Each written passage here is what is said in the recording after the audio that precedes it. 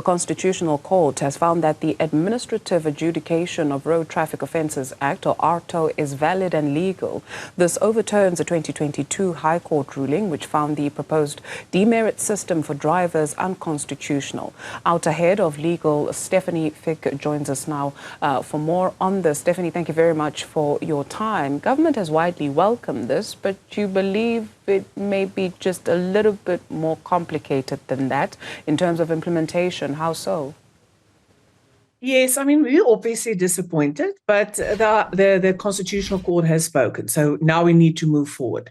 And I think the same goes for government. I don't think that they would have started this legislation if they weren't thinking that this is a good idea. But from a practical point of view, we have said right from the start, when they started with public participation in the Aarto Amendment Act, that Aarto, the original Aarto Act, was implemented in 1998, and it was plagued with administrative problems. You know, the demerit point system has always been part of Aarto, but it was never implemented due to the various problems. Now, I think they believe that some of the problems were addressed in the Amendment Act, and that it's going to be plain sailing from here on. And unfortunately, we believe that it is not going to be plain sailing. Firstly, just if we look at historical issues, like, for example, e-tolls, that was never an unconstitutional legislation. It was just unworkable, is what happens. And unfortunately, what we've seen previously is that administratively, sometimes the government just struggles.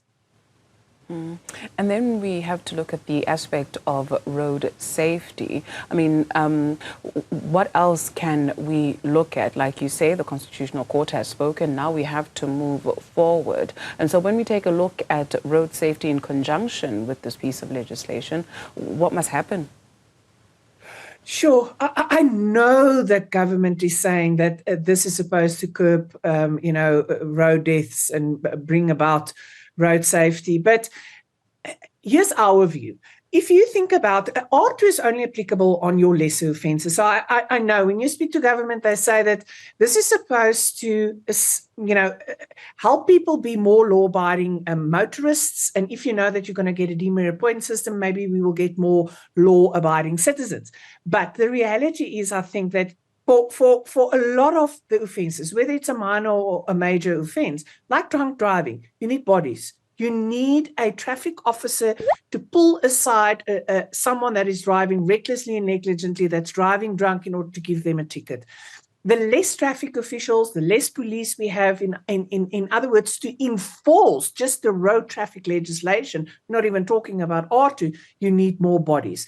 And that just by starting with more visible policing, I am sure that we will make a change in motorists' behavior. Secondly, curb corruption. I think we are plagued with corruption. You will need to address that in order to make any type of legislation a success. And I'm not even talking just road legislation. And thirdly is, you know what? You need buy-in from people. And I think we are at a point in South Africa where, there's such a trust deficit between the citizens and government due to the plague of corruption.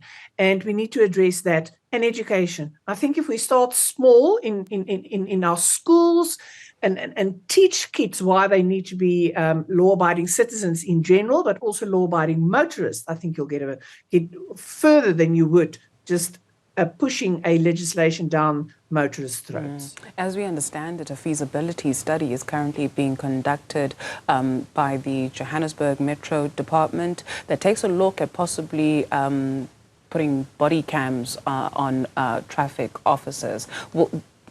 Do you have faith that will go some way when you speak of corruption, when you speak also of educating motorists about the correct kind of behavior?